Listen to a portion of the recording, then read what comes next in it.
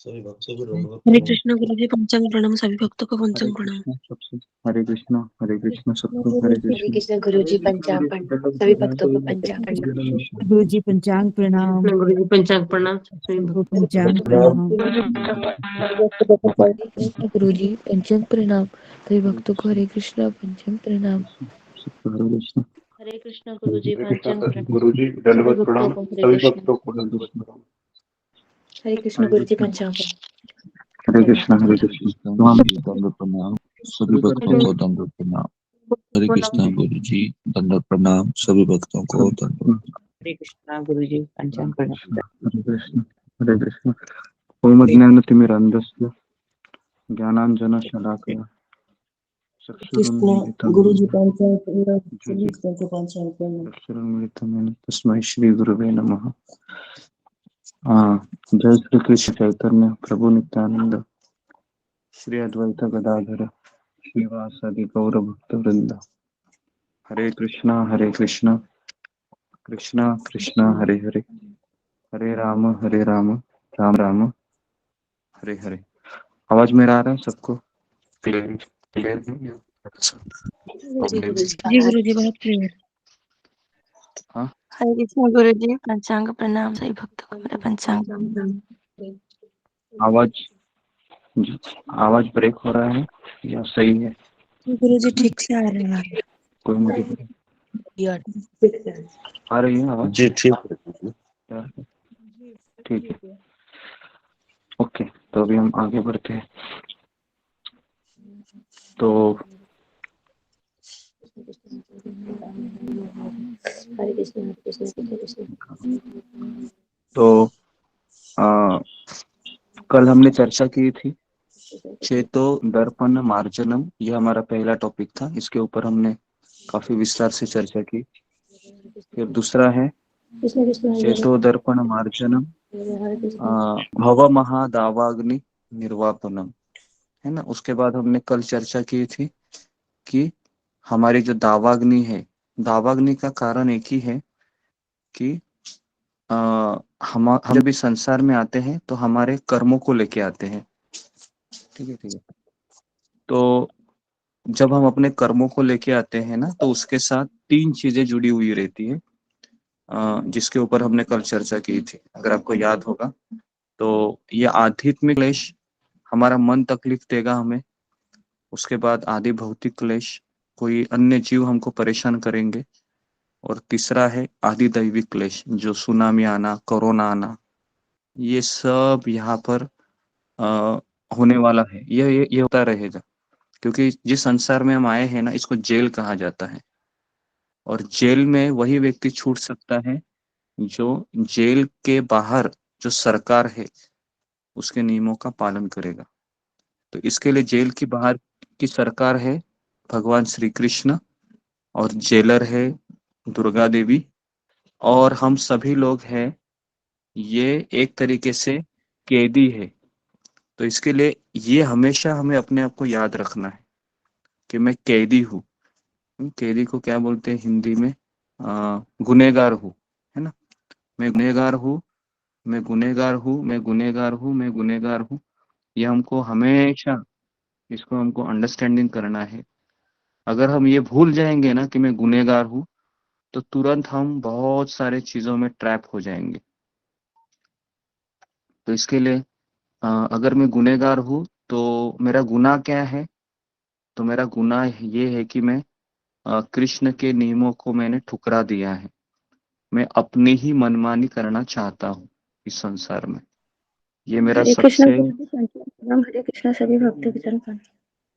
ये मेरा सबसे बड़ा बीमारी है ना। तो अभी इतना तो हमें क्लियर है कि मुझे आश्रय लेना है।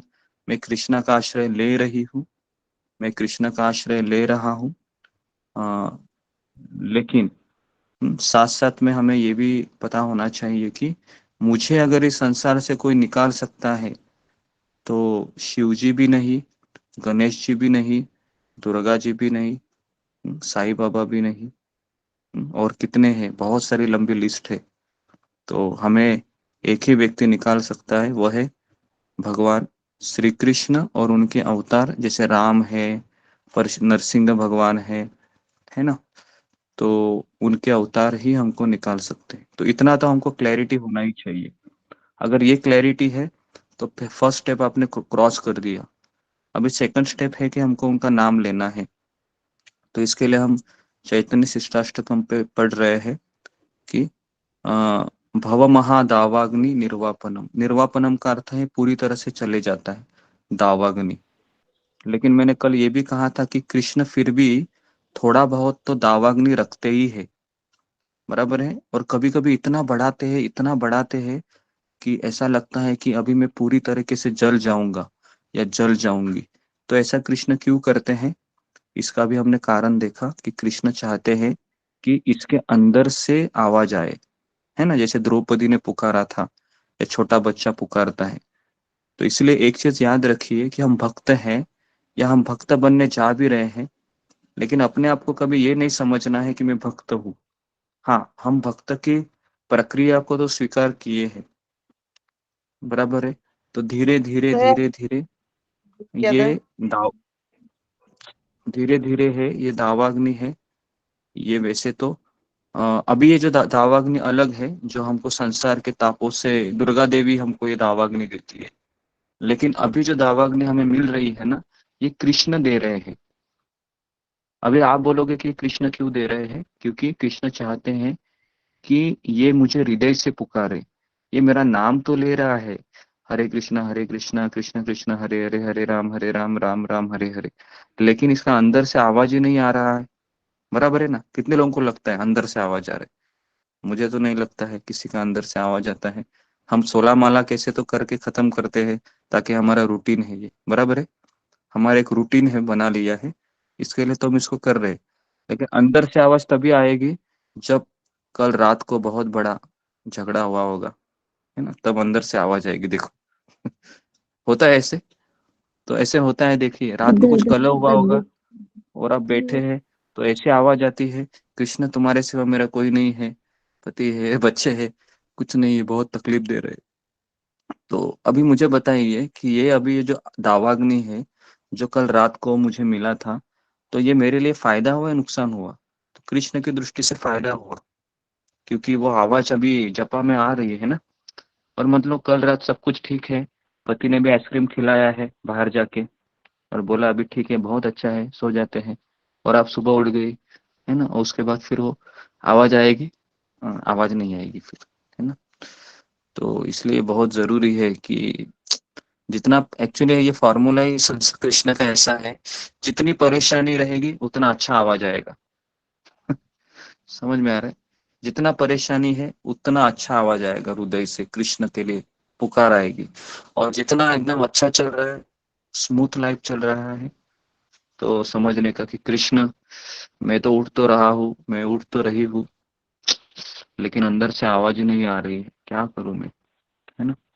तब फिर कृष्ण क्या करेंगे, उसी रात कुछ ना कुछ करेंगे, आपको अब दावा नहीं दोगे, है ना। फिर आप बोलोगे मेरे लिए प्रार्थना कीजिए।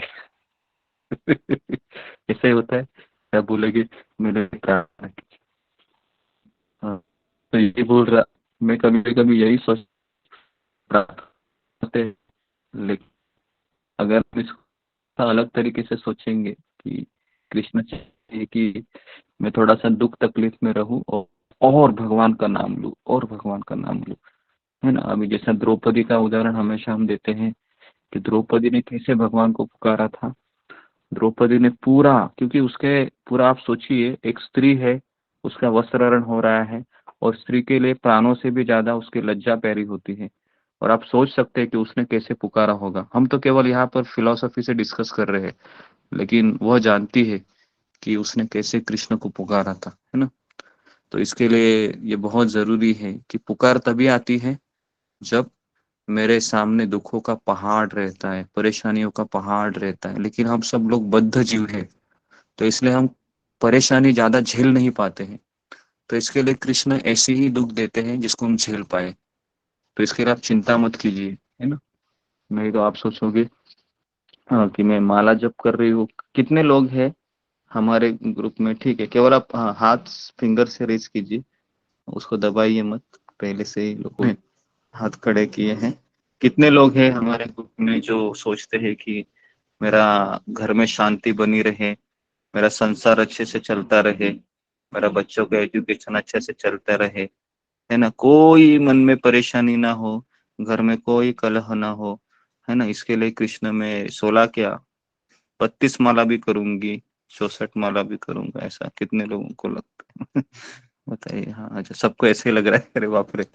तो फिर कृष्ण कुछ ना कुछ हाँ जरूर करेंगे, है। अगर कृष्ण चाहेंगे कि लेकिन एक चीज है कृष्ण का, मैं देख रहा हूँ पहले 2 साल 3 साल 4 साल, है ना, इतना परेशानी नहीं होती है भक्ति में। लेकिन जैसे जैसे साल बढ़ते जाते हैं, दिन बढ़ते जाते हैं ना, तो परीक्षाएं ऐसी होती है कि फिर हमको कृष्ण का ही आश्रय लेना पड़ता है और भक्तों के सत्संग में ही रहना पड़ता है। जैसे अभी मेरा जीवन देखो, मेरा 20 साल हो गए भक्ति में, तो अभी एक भी रिश्तेदार नहीं है जो फोन करके पूछ रहा है क्या हो रहा है तुम्हारा।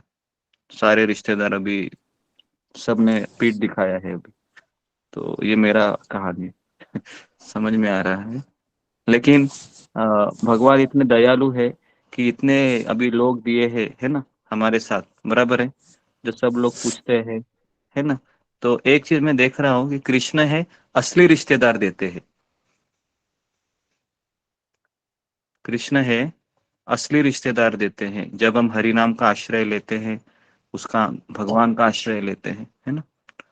तो ये बहुत कृष्ण का एक ऐसा हमारे जीवन में योजना होती है, हम इसको समझ नहीं पाते। जैसे हम राधानाथ स्वामी महाराज की कथा में देखते हैं कि महाराज भी खुद समझ नहीं पा रहे थे कि कहाँ मैं जा रहा हूँ, कौन भगवान है, कौन गुरु रहेंगे। लेकिन महाराज के मन में एक इच्छा थी कि मुझे कौन है कृष्ण, कौन है भगवान, कौन है जिसके लिए मैं रोज प्रार्थना करता हूँ, है ना। तो भगवान ने फिर अपने पास उनको बुला ही लिया। तो हमारा केवल एक सिंसियर डिजायर होना चाहिए, प्रामाणिक इच्छा कि मुझे कृष्ण की गुरु की सेवा करती रहनी है। फिर वो कितने भी इम्पेडिमेंट आ जाए रास्ते में, भगवान उसको दूर करेंगे। देखिए भगवान ही आपकी परीक्षा लेने वाले हैं और भगवान ही उसको दूर करने वाले हैं। ये दोनों चीजें हमेशा याद रखिए। हमें केवल उचित रवैये को बनाए रखना है। उचित रवैया मतलब उचित एटीट्यूड, है ना, वो हमको केवल बनाए रखना है। कृष्ण को ये नहीं कहना है कृष्ण तुमने मेरे साथ ये क्या किया, ये बिल्कुल मत करना। जो भी है हमें अपने आप को ढाढ़स बना के चलते रहना है। और रोज यहाँ पर सत्संग तो होता ही है, आप भक्तों को तो देखते ही हो, सभी लोग आ रहे हैं, है ना। तो आप अकेले नहीं हो, पहली बात तो ये भगवान हरि नाम का आश्रय हमने सबने मिलजुल के लिया है ना। तो भव महादावाग्नि निर्वापनम, उसके बाद तीसरा श्लोक है, सॉरी तीसरा ये है जिसके ऊपर मैं चर्चा करने वाला था, लेकिन ज्यादा समय इसी में गया। तो थोड़ा सा मैं 2 मिनट बोलता हूँ कि श्रेय कैरव चंद्रिका वितरणम। तो उसके बाद बताया गया है कि यह संकीर्तन आंदोलन मानव जाति के लिए वरदान है। क्यों वरदान है? क्योंकि यह चंद्रमा की किरणों को फैलाता है। विद्या वधु जीवन आनंदामुदि वर्धन, है ना। तो यहाँ पर जो बताया गया है कि ये सबसे बड़ा वरदान है। लेकिन ये वरदान हमको इसलिए नहीं समझता है क्योंकि हमने अभी तक कृष्ण को देखा नहीं है। दूसरी बात है कि हमने कृष्ण को अनुभव किया है भक्तों के सानिध्य में। और शास्त्र में ये भी कहा है कि नित्य सिद्ध कृष्ण प्रेम साध्य कबू नय, श्रवणादि शुद्ध चित्त करिए उदय। कि हम सबके हृदय में भगवान के प्रति प्रेम है, वो विराजित ही है, इसमें कोई डाउट नहीं, क्योंकि हम उन्हीं के अंश हैं, है ना। लेकिन अभी वो सुप्त अवस्था में है। तो जब हम श्रवण करते हैं, हम भक्तों का सत्संग का आश्रय लेते हैं, जब हम गुरु का आश्रय लेते हैं और एक कमिटमेंट आ जाती है कि कुछ भी हो, बस करोड़ों जन्म में ऐसे ही जिया हूँ जानवर की तरह, एक जन्म मुझे शिला प्रभुपाद, है ना, प्रभुपाद की शिक्षाओं पे हमको चलना है, कुछ भी हो जाए फिर। ये आप विचार है वो बना लीजिए। हर जन्म में हमने शादी की है, हर जन्म में हमने बच्चों को संभाला है, हर जन्म में हमने 1 BHK फ्लैट बुक किया है, हर जन्म में हमने लोन लिया है, हर जन्म में हमने सारी चीजें की है। ऐसा नहीं कि ये हमारा पहला जन्म है।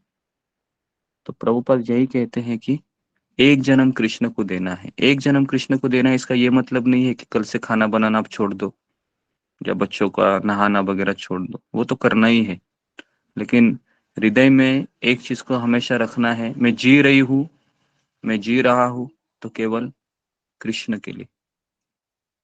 तो अगर ये हमारा अगर एटीट्यूड है, तो भले ही मेरा एक दिन जपा में मन ना लगे, कोई बात नहीं, हमारा गोल क्लियर है, हमारा ध्येय क्लियर है। तो इसलिए मैं बता रहा हूँ, कभी कभी काफी लोग मुझे पूछते हैं कि जपा में मन नहीं लग रहा है गुरुजी, जपा में ध्यान नहीं लगता है, क्या करूँ? कोई बात नहीं, 2 दिन लगेगा, 4 दिन नहीं लगेगा, 6 दिन लगेगा, 8 दिन नहीं लगेगा।